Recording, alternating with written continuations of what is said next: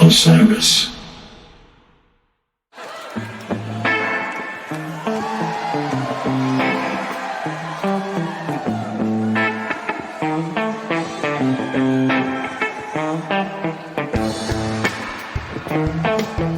Oh my god. This is gonna be so bad doing this myself. No, it's gonna be good. I'm gonna prove a point today about doing these things myself. So hello everyone. I know this is gonna be slow to get people to trickle in because I'm sure they don't know we started. But while that takes place, I'm gonna share this in Goose and rely on the Ravenous fans in the group to join us here today. So let's see. Goose. All right.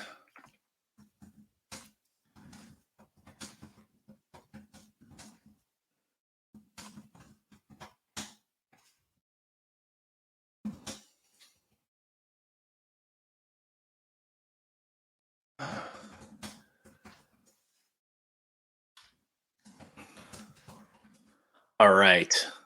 Radio City recap is live in Goose. I have no idea if anyone's in here because I don't know how to use this really. So this is going to be interesting. Oh, we got 9. Oh, we got 9 viewers. Okay. Very good. Happy to see everybody. Let's see. Is there any way I can see who's viewing? No, of course not. All right. Angela's here, relying on my friends. All right. Peter, hell yeah. EJ, good to see you. So let's kick this off. We got a tight timeline today. So because we got a big premiere coming. Again, the band's stepping on our toes here at the Great Beyond, as usual. Thank you, John. I usually don't wear the bucket hat because I look like absolute shit in it. But I'm pretty high. I wanted some flair. I got the shenanigans shirt on. It doesn't show up. So we got the bucket hat on today. Thank you guys for joining me. This is the Bruce Takeover episode. I don't know if you've been following, but Greg and Joey have been trying to kick me off this podcast and make Karina the third host. And I know she's good and all, but like I've said to them, I've been through the trenches. I've done the hard work here. Joey and Greg have really done most of the hard work, but then I've come in third, and that's a lot of work in and of itself. So anyway, let's get on with the Bruce show. First things first, we'll just touch on some news. Y'all love news. It's extremely exciting.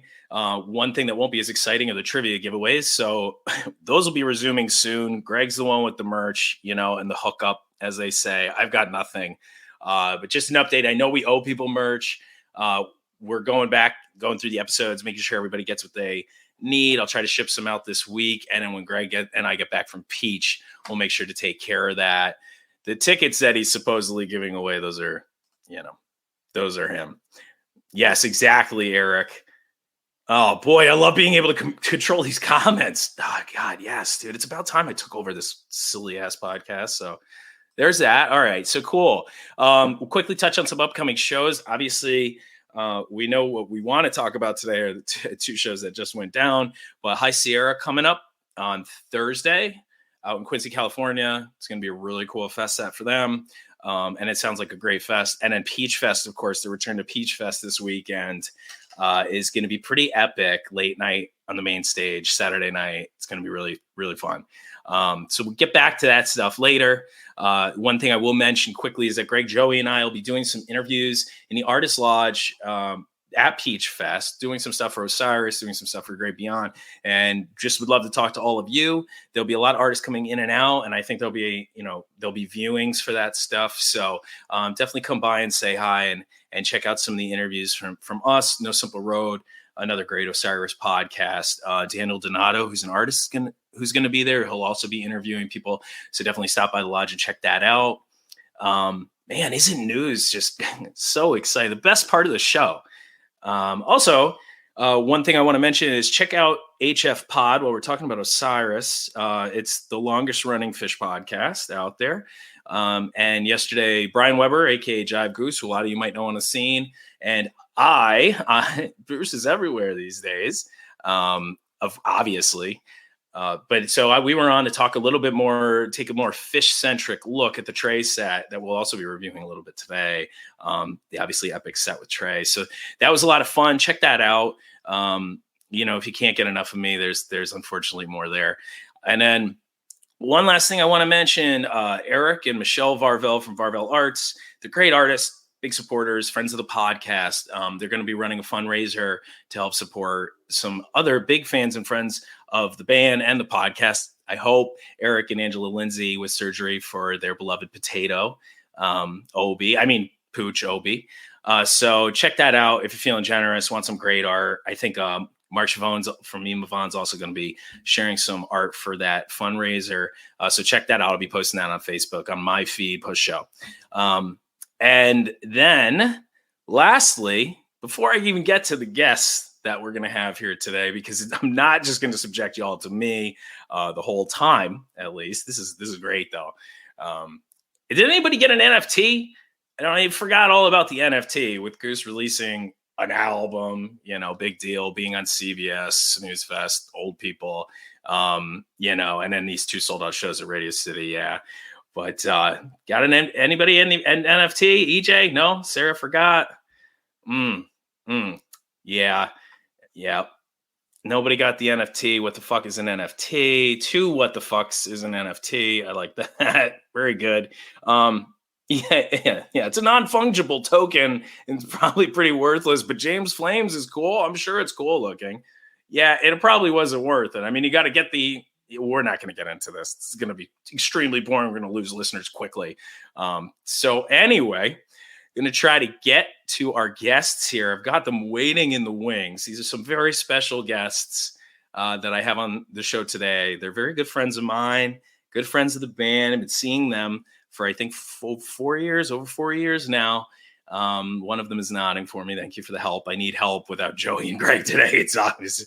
But so I'm really happy to introduce 2 people whose 100th show, 99th and 100th, happen to be 624 and 625. These 2 epic shows at Radio City Music Hall. This is my friends Jessica and Mike Dubois. Hey. Welcome. Hi, Bruce. Great to have you guys on The Great Beyond. This is what it's about. Family Lamb here. Yeah, Sure. look, go ahead. They're married, everybody. This is going to be a lot. Yes, not siblings. I wanted to get something in now because it's just going to end up being like after a show, Jess and Bruce talking over each other and me just kind of sitting quietly and listening. So That's what I expected. Yeah, that's why I invited you guys on. I knew it'd be easy peasy for us to just continue to talk endlessly. So how are you guys doing today? Feeling pretty good. Starting to get ready for Peach Fest. We leave Wednesday night, ready? Thursday. Like, I think we've done no preparing for it, but yeah, leaving. Welcome to the group of people who are very unprepared for Peach Fest to come up very quickly. But yeah, excited to spend that time with you guys. Hopefully we could catch Billy together if I can get up there early enough on Thursday. I'd really love to see him. But yeah, so okay, let's get this show on the road, shall we? So I have another special guest lined up. We'll see if he joins us today, but I think he will. I think he will. I have confidence. He texted me. He was just pulling in, so I believe him. See if we can figure out the technology. So anyway, like everybody was here for, like we were here to talk about Goose Radio City Music Hall, 2 sold out shows Friday and Saturday night.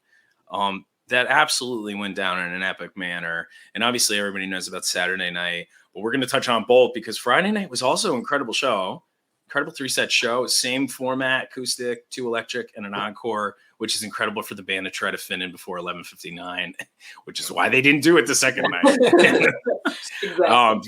Yeah, of course we're going to just pay thousands of dollars to play later because we can't manage our time. No, that's not the reason. But anyway, so we'll talk about the shorter show first, Friday night, 624. So let's just dive right in. So California Magic opener, but also a little bit from Handini about women's rights. Jess, you want to talk about that a little? Just that it was great to see him do that. I know Peter and the band have always spoken up about different things along the way, and I was so excited that they said that on such a big day for them. And Ben had a pin one night. I noticed Rick had a pin another night, the second night. Right. Rick had a pro-choice pen. What did Ben have? I remember something. I think it said, if you don't like abortion, get a vasectomy. Oh, snip, snip. Eric Max. Chat. Yeah, people want Russo. They want vasectomies, like so. But anyway, yeah. But so great way to start off the show. Obviously, huge applause from the crowd. Everybody was happy about that, and Peter's always mindful of that. So is the whole band. So it's always good to see that. California Magic is also a great new song, and really like perfect for acoustic. Mike? What were your thoughts on that way to start? Yeah, I mean, it was a good start. We were a little frazzled. We walked in right as the first notes were starting. Kind of couldn't have worked out much more perfectly. But I got off a plane at 6:30, and then made it to the show in time. So it was a little bit crazy. And Mike, you drove the night before, right? Yeah, I drove in the night before, and then I did wait in that gigantic Pollock poster line and did that ordeal. But yeah, done, fought the masses, all the pushing and shoving. And but yeah, then just like when the first notes started, like I burst out crying. So Mike was a little distracted for a second while I composed myself. I mean, I kind of saw that coming, but yeah, it was pretty much waterworks. Both nights. The entire really. Yeah, it was a lot of crying this weekend. I have heard a lot of crying. Mike, did you cry just from all of the crying? I don't know if I would have. I was mostly trying to keep it together, so like more people around us were like, "What? All these people just crying around us." The lady was sobbing the entire time. Yeah, Goose fans don't chomp; they just sob constantly the whole show.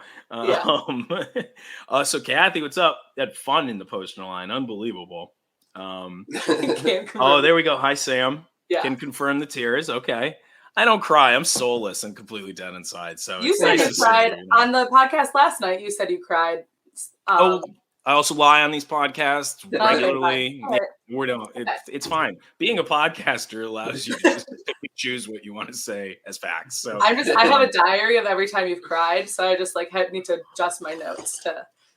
A lot of lies in that diary, I'm sure. I don't know. We'd get to fact check that thing. But anyway, moving on. Yeah. Elizabeth, another great song for acoustic, always upbeat. And then going from that sing-songy California Magic kind of reminds me of Eagle Song, and Elizabeth was just a bopper, classic little like poppy kind of song from Peter. And then Jacaro to slow it all down. What did you think about that progression? I mean, the pop just from everyone in the room when that came on, it was one of the more quiet, acoustic songs in terms of the crowd and the noise around. I mean, people actually really kind of, shut up for that one. Yeah. I think it was definitely like we were down on like Trevorside Orchestra the first night and a little bit waves back. And it was definitely like everyone getting adjusted and like finding their people and everything for the very beginning, but then it definitely quieted down for the third song. Yes. Yeah. And Jacaro, it's just like a special song. And I had a few notes like that it's often attributed to the dead. I stole these set list notes off of Facebook on El Goose, and thank you for the people who put them up there because I couldn't find any others. But it's often attributed to dead. It's not really a dead song per se. It's an old classic. Kind of like a Scottish song, North American and British song from the 1800s. So that's a lot of stuff that Jerry always did with Americana. I just figured I'd throw that out there. A lot of people don't seem to know that about Jacaro. Is it true this is the first song you learned on guitar? Gosh, you read the notes.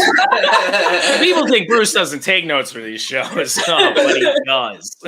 And just proved that. But yeah, it was the first song I learned to play on guitar. And then that's kind of why it's a little bit this traditional sort of song. It's an easier song to play. And it's such a nice song to sing along to. And it's very moving in a way. But yeah, I learned to play it on guitar. And that's why I knew right away that it wasn't just really a Jerry song, but kind of always is attributed to him, even though the whole arrangement's Joan Baez. Another artist, the guys like in Goose, they've covered a Joan Baez song. I can't remember the name of it. God, okay. None of us can. If anybody in the chat.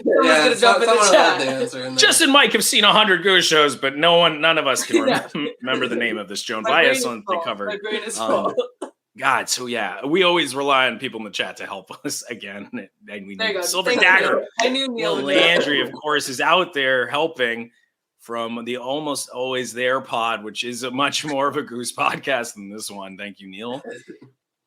Yeah, Bucket Hat Bruce playing guitar sounds like a money-making machine, Eric. I agree.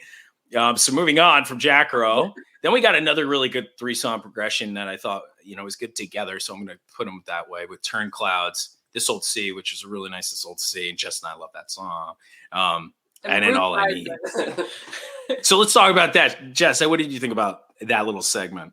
This Old Sea, I was standing still and like holding my glasses so that through the tears I could try to see. Oh, crying still. In the distance, like, sobbing hysterically, like peering to try to see. You're gonna see that was like a theme for the weekend. That was the most, yeah. You'll hear a lot about crying in this show. I have been crying myself too. We'll hear more about that in a second. But you too, Mike, what did you think about that whole set? I mean, I'm a sucker for Turn Clouds always. So like, great, that was fantastic. This Old Sea, I'm not a This Old Sea hater. I like This Old Sea. I'm with you guys on this. Yeah, and I mean, All I Need. At first I was a little bit, okay, like great song for acoustic, but I always loved that electric. But I think that all worked out. I kept thinking about Greg. With his all I need. He's had a lot of needs for sure. I mean, we all have, you guys have too, and but they do such different stuff with it a lot, and it opens the door for it with 2 jams in it, so it's always good. That I honestly was, like you said, Mike. Obviously acoustic All I Need. I thought it was really good. It was only 9 minutes, so that's like probably the shortest All I Need they've played in for a long time, but. It was a pretty I thought it was a really good one. For This Old Sea, right? I was trying to figure out how long it was. Mm-hmm. Yep. And then This Old Sea was longer. It was like 11 and a half minutes, I think, something like that. So, and they always take that out for a ride a lot now, too, after Rick gets his singing in. So, but anyway, let's jump into the electric stuff. This podcast is electric today. Everybody's electric in the comments. So let's go. Electric set. So first set, electric, second set of the show. Jumping right in. To Radio City with a tumble, which love that choice. And this was a good tumble. This was a pretty good tumble. Yeah. Yeah. Coming off, the acoustic was a really great warm up for everyone. And coming back from set break, it was a great, just, kick things off, super energetic. The crowd was super into it. And, we had a pretty good spot. We were lower orchestra watching and just like, people were losing their minds. Was that the set I think that set we wandered over with some friends on Peter's side. Is that, I think, okay, yeah. So we had a different view for the very beginning. We moved around a little bit. Oh, yeah. You had a view of Peter doing things within his middle, his crotch area. Yeah. For a couple of everybody wants back for actual seats. Yeah. Angela prefers other songs to This Old Sea. Okay. Anyway, Bruce and I love it enough for everyone. So so next up though, Born, they did have good energy through both acoustic sets from the sounds of it. And Tumble's a great energetic jam. And then go on into Born, which gets a little bit more spacey and slows things down a little bit. But that is a hell of a song now. And I think I always love that song. I know you guys seemed to like that song when it came out too. I know it was getting a lot of hate, Rob Thomas likes it. I'm a Dripfield album fan. I think I've listened to it like at least 50 times in the last 4 days. But you're insane a little bit, but yeah. So I was like, I had like a checklist of all of the like album songs, like which are we going to hit them all in the weekend? But so I was excited. Yeah.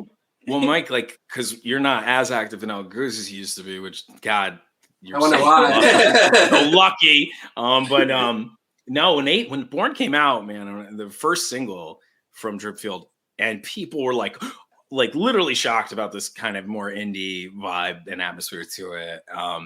And they had a poll in Goose, and I swear to God, after like hundreds of votes, it was still like split 50-50 as far as who liked it and who didn't. Wow. But you can always hear the live potential for it, Yeah, the last couple times they played it live, they've definitely, I think, proven those people wrong. Dude, and they have this sick 2001. Look, we're talking about Fish. We're talking about Trey. We're going to reference Fish today, but they have this sick 2001 jam out of Born. I don't care if it is 2001 or not. I can hear it all the time, and it's really great, And now lately, Legend Valley one didn't keep that jam. It got darker and different immediately.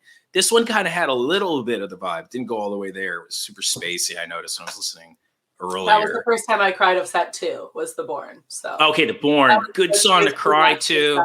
Yeah. Yeah. And I heard Rick's Rob emotion Thomas. is You want to talk strong. about Rob Thomas? Yeah, we can talk about Rob Thomas. So we talk about Rob Thomas a lot in the Goose community for some horrible reason. And it was incredible that he ended up what it was on Instagram. It was the song of the day. I thought it was a Photoshop at first. I didn't think it was real either, but then I saw it on Twitter too, and I'm like, retweet. We support Rob Thomas. Can have him on anytime, down to talk about all of the hits that he had with Matchbox 20 in his solo career. Thank you, Rob. Great Beyond needs people to interview. So moving on through the set. So after Born, and both of those were good songs, kind of long, man. And then we got into the Whales. What about the Whales, especially on the new album? I mean, that might be my favorite song on the new album. That song is so good on the album. And I mean, they killed it that night too. Like what a different feel for the song now, and the way Rick sang it live was really different. For sure. Like behind Peter, it was like very much different. I just want to. We haven't talked about Getty's Lights yet, which I don't know how we haven't done that. This is how we do it actually on the Great Beyond. Is that eventually one of us is just like we haven't mentioned Getty.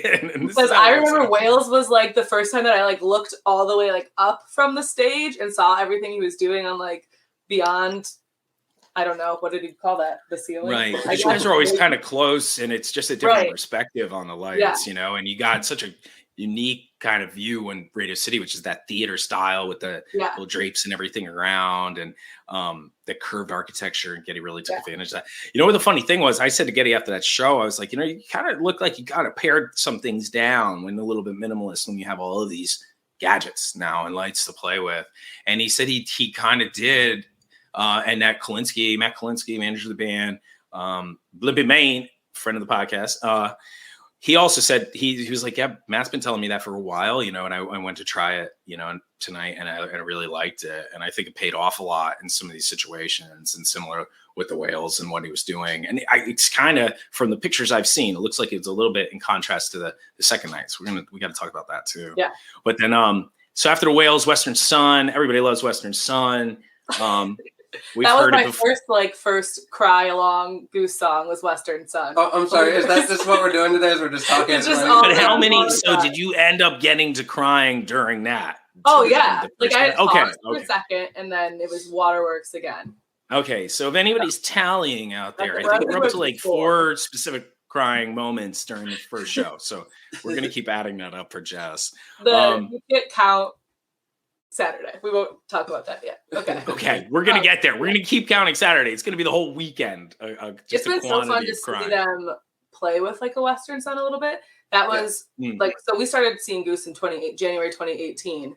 And then we started going everywhere. Excuse me, guys. And so what was that? And so I think it was like March 2018. We saw them in Putnam, is that right? March. I think March. And they were opening they were opening for Ryan Montbleu, and there was I don't think anyone there who knew Goose other than us, and so they did some like wacky stuff with that set, and I think that Western Sun made it on that spring tour thing that went on. Yes. I think it was a winter tour. On Bandcamp. That's a good one to shout out to people. Nobody ever talks about that anymore, but there's like a winter tour highlights. After that Western Sun, for that one, I was like, you did crazy things. And they were like, yeah, because we knew you would care. And so this Western Sun, it was like full circle again. And I mean, you look at the Western Sun from Perry, which is obviously epic and probably their best Western Sun. Yeah. And then one of their best. And then the one they did at Legend Valley recently with the 3-song second set in between the middle there was like just so because maintained some kind of weird vibe. I was like, this is just different. And then this one, this one was a little bit more standard, but like the vibe of the whole set, the flow of the whole set. We talked about this on the podcast yesterday, and Megan noticed that a host on the podcast, the Megan Dance on HF Pod, mentioned that the flow of the show from Friday was really good. And I'm looking at the set list, I'm like, it kind of looks slower, but I remember it being upbeat and energetic the whole night. And I think that's something that they've been able to do with Western Sun that they weren't in the past ever doing, you know? Yeah. And then finally, Pancakes. We got to talk about Pancakes. Yeah. When I that was a Pancakes ripper. today, I was Neil had sent me some links to listen so I could try to remember through being overwhelmed. And Neil, again, supporting the podcast in many ways. And Trevor in the middle to second half of Pancakes was absolutely insane. And I remember that from the show, and then listening, I got stuck in an hour of listening to just the second half of Pancakes. Yeah. Thank you, Neil. And yes, Sam, I agree, man. That opening riff is just so catchy. I think this is one of the things with Peter's songs is that people get wrapped around the axle with the lyrics sometimes and almost just accompany the song like any other kind of melodic device in it, like any other instrument. And it's not the focal point per se, but it just adds some texture and flavor to the song. But that opening riff, Pancakes is really cool. And has that very cool riff. Yeti has that very cool riff. Time to Flee is very catchy or can get in your head. He just has a knack for that. Butterflies is also very cool riffs in that too. So it's cool to see. Did Jess cry during Pancakes? That would have been strange. Yeah, I don't think so. Okay. No crying during Pancakes. Yeah, that's not allowed.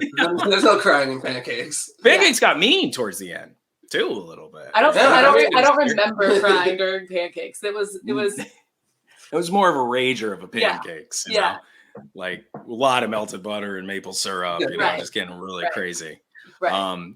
So then, so let's keep going because I am doing bad on time management. People got to watch the show after this. But set 3, Big Madhavan, the next really big song of the show. What'd you guys think of that? Yeah, I mean, to me, that's I don't care if they stick it at the beginning of a set, end of a set. I always love when they play that, and they can, pretty consistently, they've been taking it some pretty interesting places. I still, one of my top ones is still probably that Mousetrap 2019, where I feel like that's where they really started, taking Madhavan in way different directions and experimenting with it a little bit more.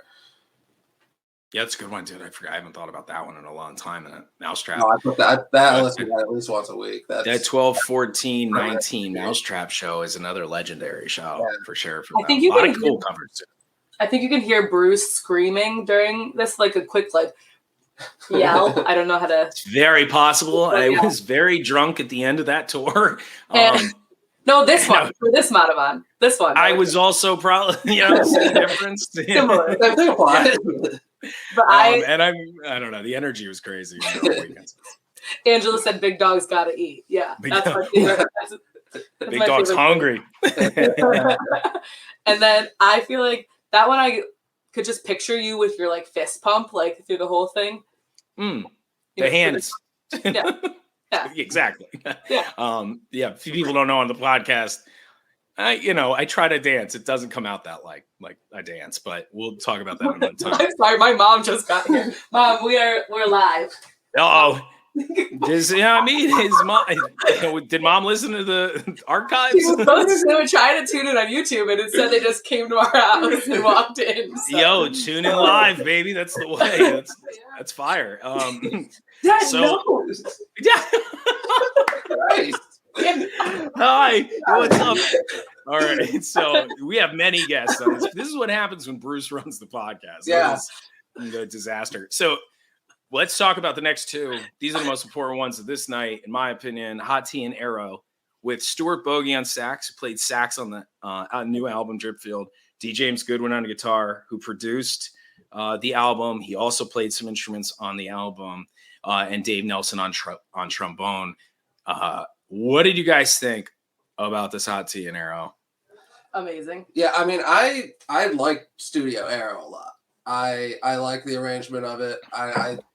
So I was super stoked that they played that, pretty, that kind of arrangement on it. And, anytime they have horns, I'm super stoked about it. They, it was a Pizza in the Park a few years ago. They had, it was at Arcadia, and then they covered that Billy Joel song. I think so.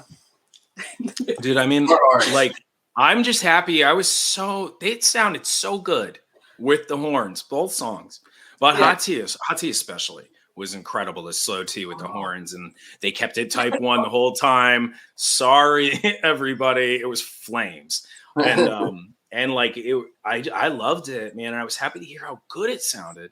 Both songs with the horns in Radio City because of so much shit talking about what it was like on the album. What do you think was different about it? I think that they were really patient with it too. Like the horns were not, they were tasteful. They were good interplay with them. Like they weren't just, blaring and kind of, doing their own thing. It was, obviously they played with those guys before and, super talented, but I think that it was, slowed down a little bit. Just like on the studio version, it's a little bit slower, and I really dig that. Jess isn't even concentrating on the podcast, everybody. Mike is spitting insight over here. At me right I'm not really sure what's happening. I don't know what they're doing here. Probably just because parents have invaded the great beyond. Hi, Dad. This is great.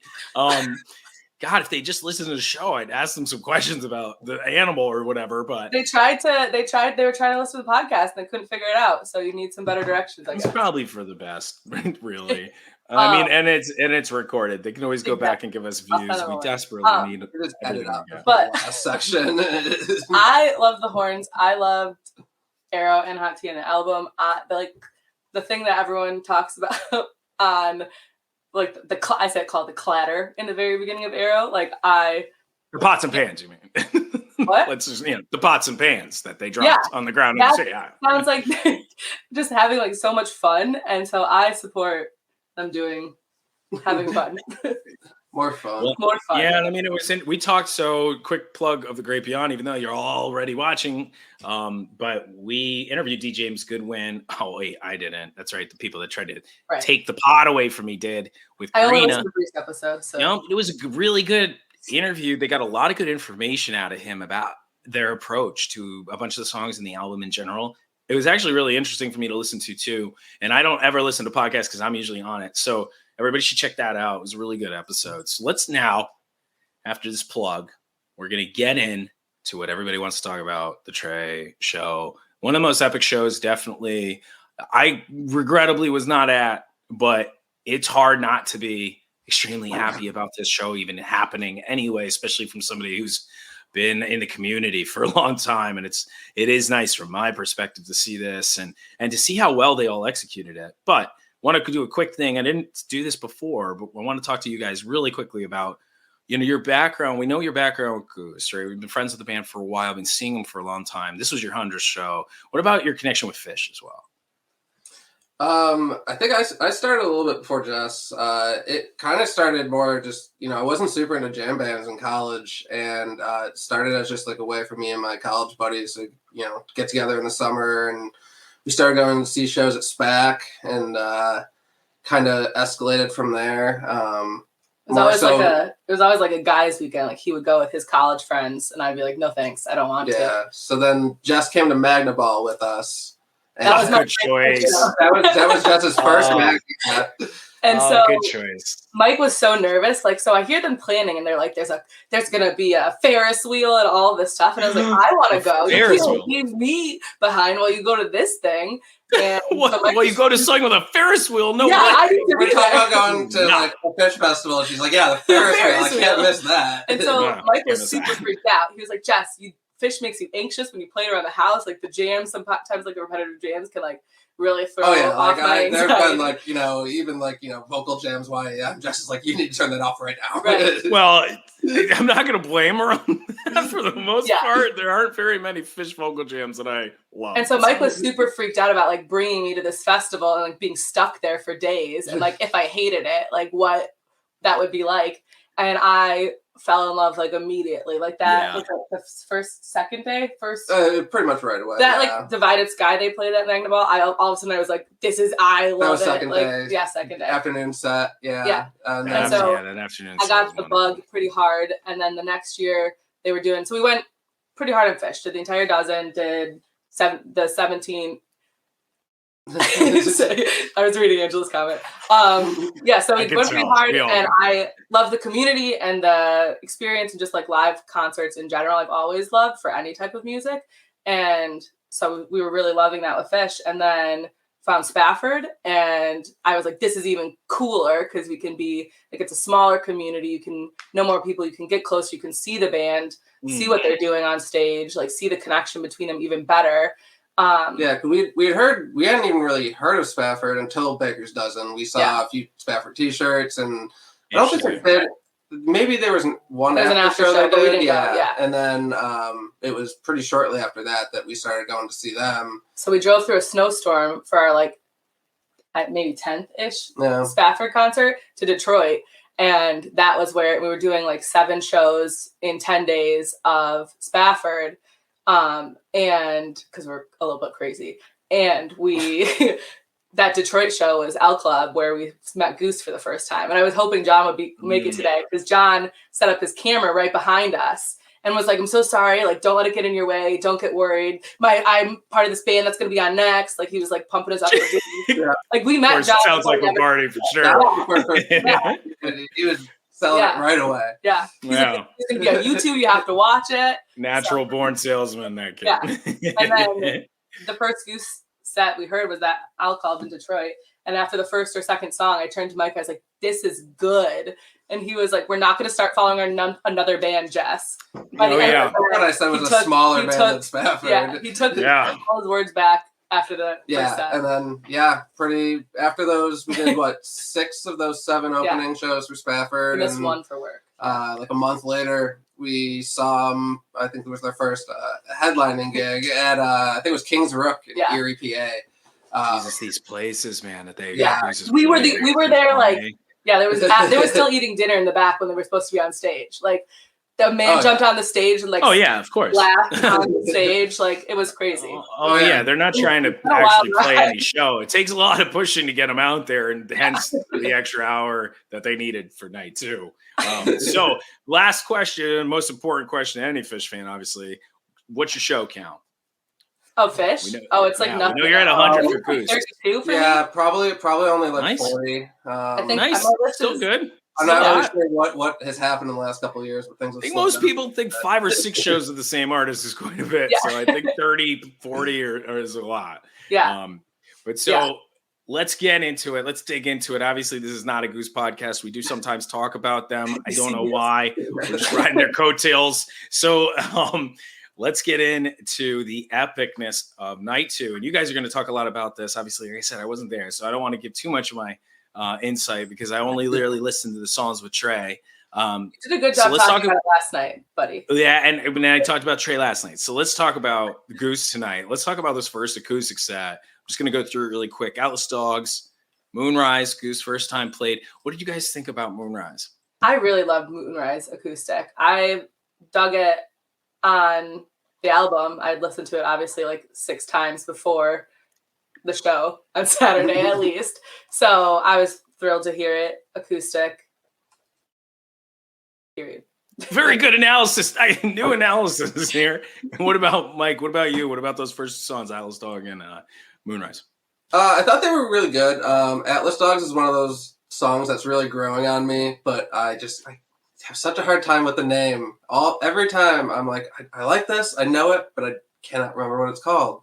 And every time. So was it the new arrangement with Atlas Dogs that they played in this acoustic style, or was it kind of similar to the original? Could you even tell? Mike hasn't re-listened. So. Honestly, I think good boy. No, we don't prepare for this podcast. So it's good. I'm sure someone in the comments can probably answer that, but let us know the technicals of Atlas Dogs in the comments if you were there. I was distracted. There we go. Thank you. All right, she might have been crying. All right, cool, perfect. Mike wasn't really listening, so okay, perfect. Okay, this is what I expect. So okay, so we got that. Let's see, a little Simon and Garfunkel vibes. I can see that too. Yeah, definitely. So and it's a Peter song. Again, his writing is really improved. So let's go on. Wake Up, Arcade Fire cover. I love that cover. Yeah. I was trying to think, have they done that before? This freaked me out because I saw Goose first time played and I started down a rabbit hole. I was like, I've heard them sing this before. Right? But yeah, so they did it Arablo. Okay, Rebelo. All right, on. Good. When was that? Fred, I think, and Solarium, if my notes are correct. Oh, and Solarium. Okay, yeah, okay. That's right. That does ring a bell. But this first time played, this Arcade Fire cover by the whole band, acoustic. So that's very cool.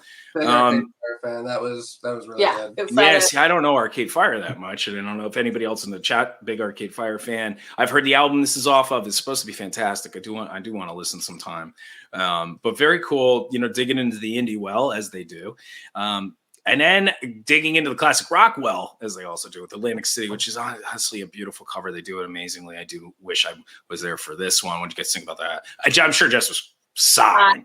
Yep. That's when the tears hit again. Waterworks for Atlantic City. I feel we met the people as soon as I walked into our seats. We were first row of the first mezzanine on the aisle for night 2, and it was mind blowing. Like that's got to be like the best spot in the house. And there was somebody next to us that let's say, I think even before the show said like one of the songs that's chasing is Atlantic City. So I was just super stoked for them, and like they were losing their minds. And I mean, a great choice in New York too. Eric is trying to, so that Eric, the 2015 Goose one is the Macy Gray one. It says yes. Fantasy Tour. Right. That's probably correct too. Yeah, because they got merged. The accounts got merged. They got merged there. So it's still the first time I played Arcade Fire. Okay. Man, it's always good to have people on the podcast clearing things up because I would not be. So this is great. So then we got a flow down, acoustic flow down. Obviously can't go wrong. And an L Mag. How was the L Mag I mean, that just L Mag was amazing. Incredible as always. Yeah. I mean, such a beautiful song.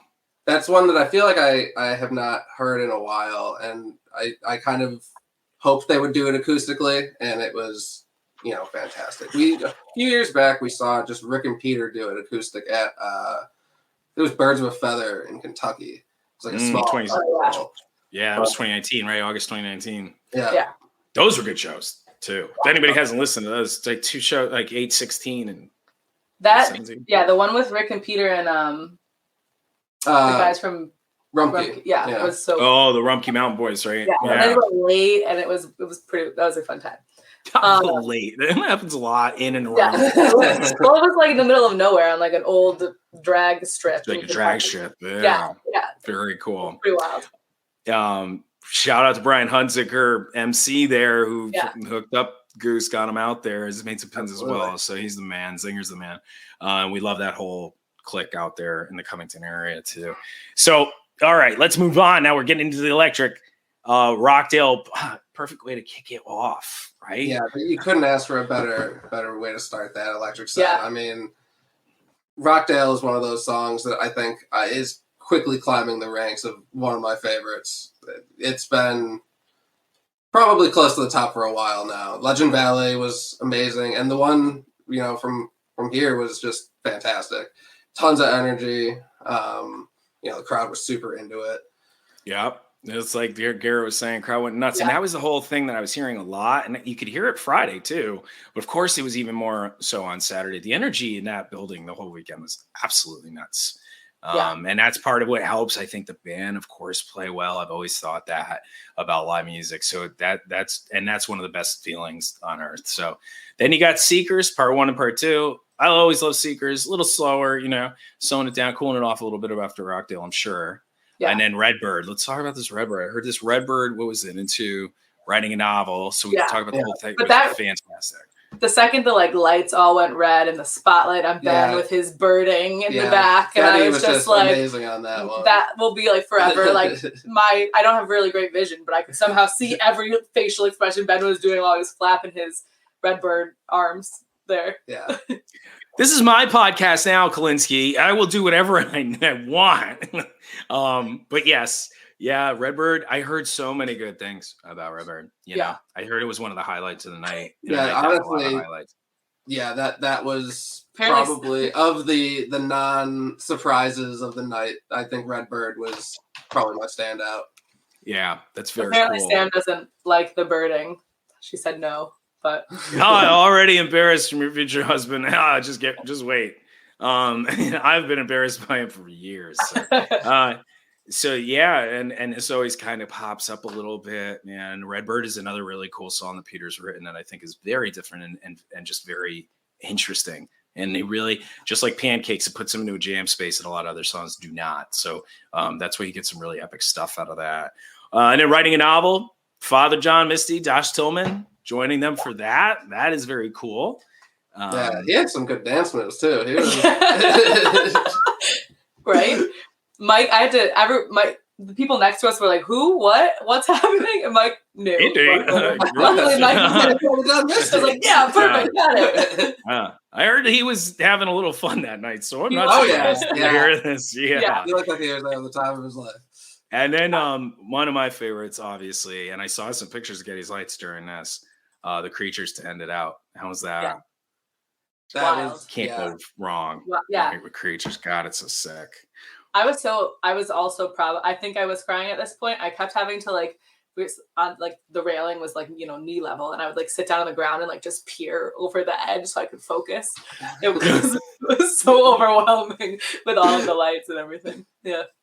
Yeah, Sam, Creatures is sick, man. Nothing like Pretty Lights, but it's pretty good though, right? Well, so I had to. And then we were with Ryan Matthews, Abby Fox Photography's husband, and he was like, "Peter's gone. Where did Peter go?" Because he noticed when Peter walked off stage immediately. So then we were like searching the crowd, waiting for where Peter was gonna pop up, and we could see him pop up on the little balcony over there. And of course, Peter's moving around a lot. He scared the shit out of Trey moving around. So, okay, we got 13 minutes. Let's talk about Trey said. This is stuff. Everyone's talking about Trey. We don't have to talk about that. Nah, this is good. So we're going to skip Silver Rising. Silver Rising's the werewolf song. Everybody loves it. Rick is a werewolf. It's great. But let's talk about this. So Trey on Hunger Site, which again, I thought from what I'd listened to was probably the best musically. If it were, going to rate some of these songs that they played, because the whole experience was probably incredible.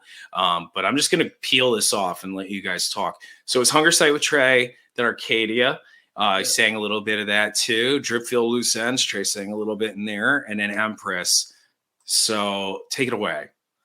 Yeah, I mean, everyone, kind of already knew what was coming. It kind of gone out in line, but it still was just like one of those, like, I can't believe this moment. It's like when the entire, and we had a perfect spot to see this up on the mezzanine. I've never seen more people with cameras and like phones in their hands.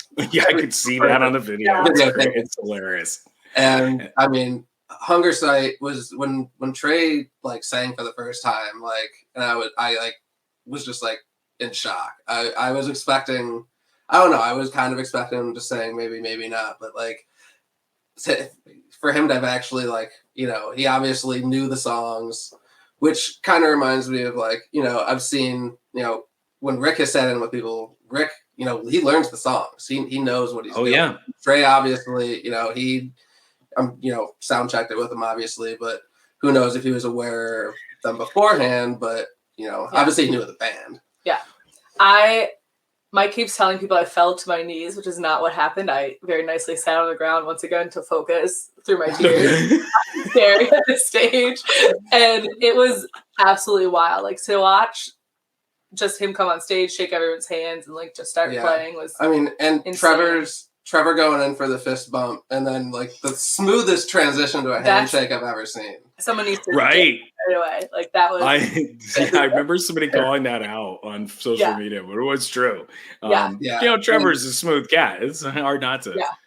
And someone in the comments mentioned the call and response, and that was just like so like chills.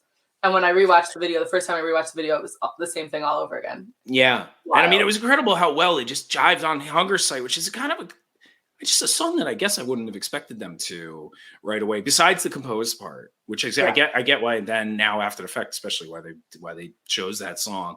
And for numerous reasons, obviously Dripfield coming out, they played it on CBS. So really, really cool. And I did think Trey just did a great job on that. I mean, he did a great job throughout, but then Arcadia, I have mixed feelings. Well, look, it was all awesome. Let's be real. But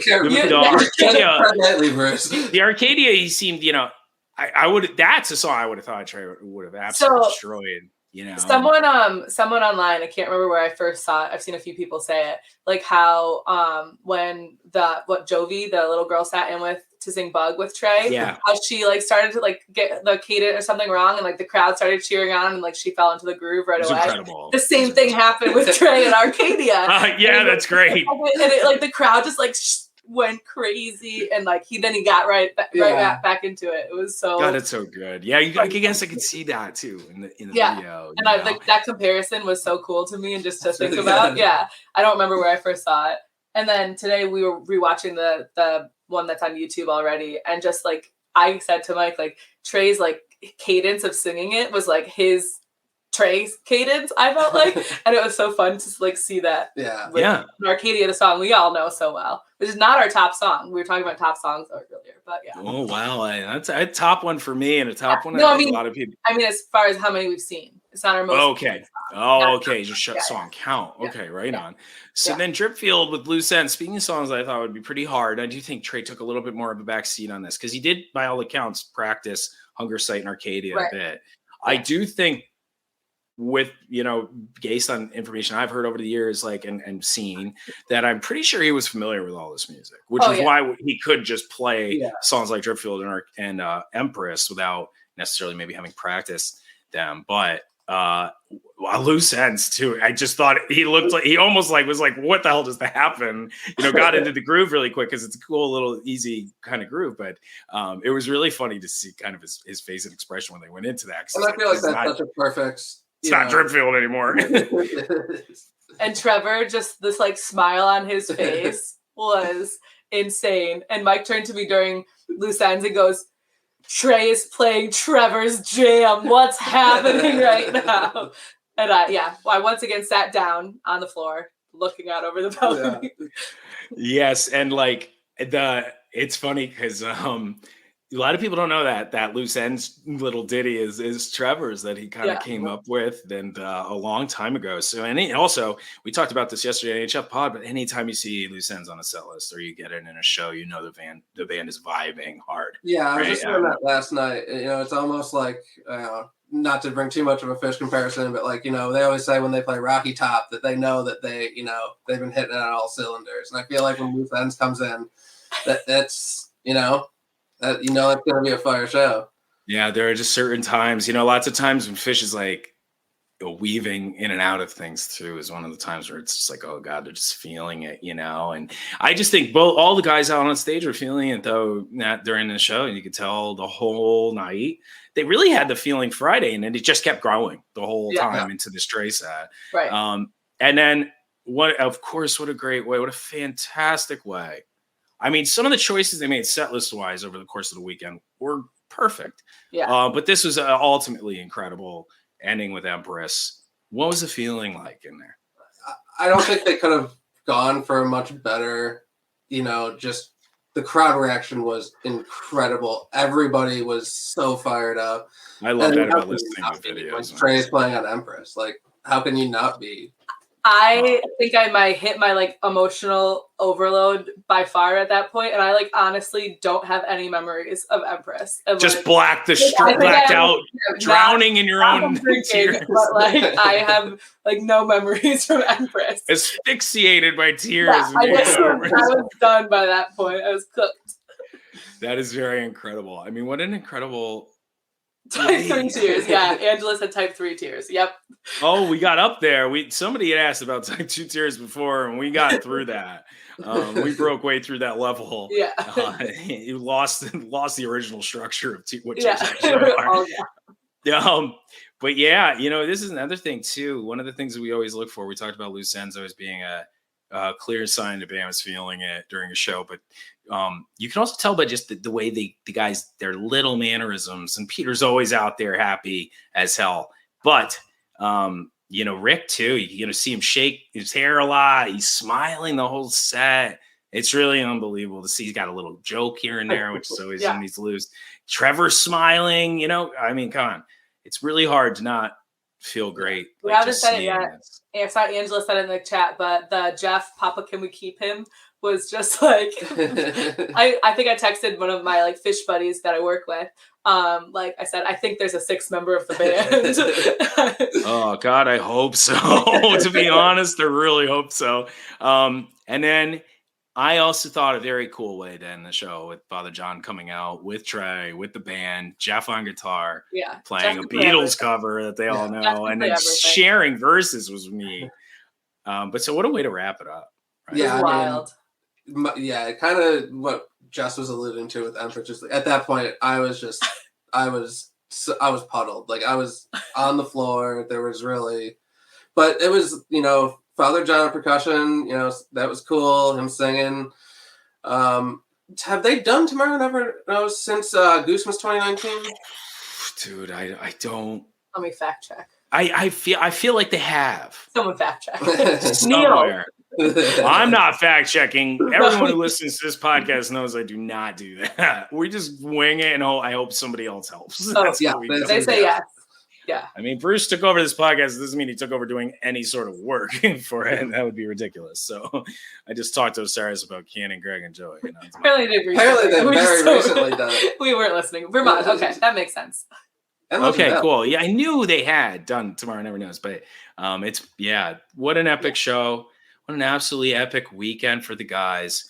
Album release, 2 sold-out shows at Radio City with tons of special guests. They absolutely crushed the music the whole weekend. Did the album signing on Saturday, CBS morning show on Saturday. I mean, I just don't, it's hard to even fathom. You guys know from seeing them at these random places in Erie and Detroit, what if we're going to, knock this out before the premiere starts in 3 minutes, everybody, and thank you for hanging. What is the feeling like to see that after all of these years?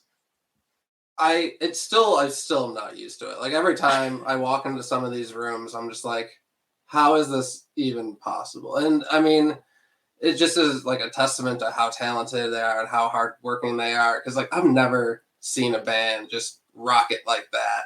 And I mean, step up to the plate. They stepped up to the plate in a big way. Yeah, and they've just grown and followed their own path. And like someone recently was like, "Have they changed as people?" And I was like, "No." Like they're so focused and working so hard on creating what they want to do and like not letting everything that could be getting to them get to them.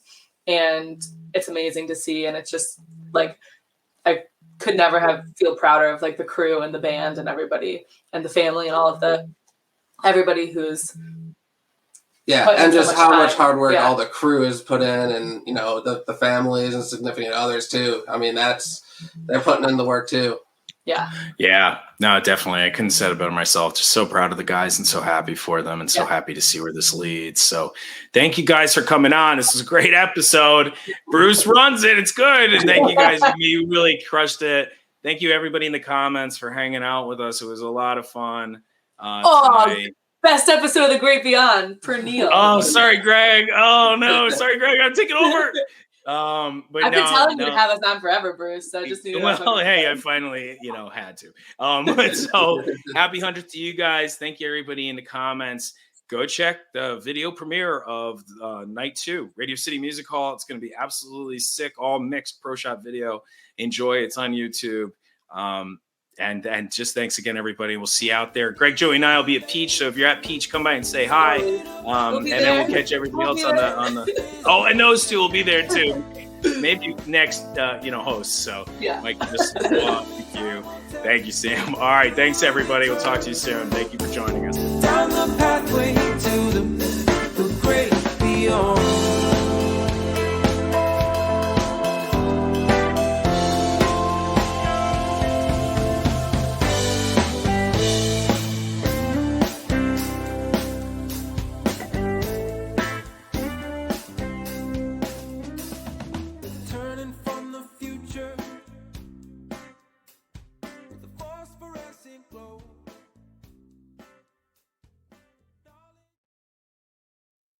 Osiris.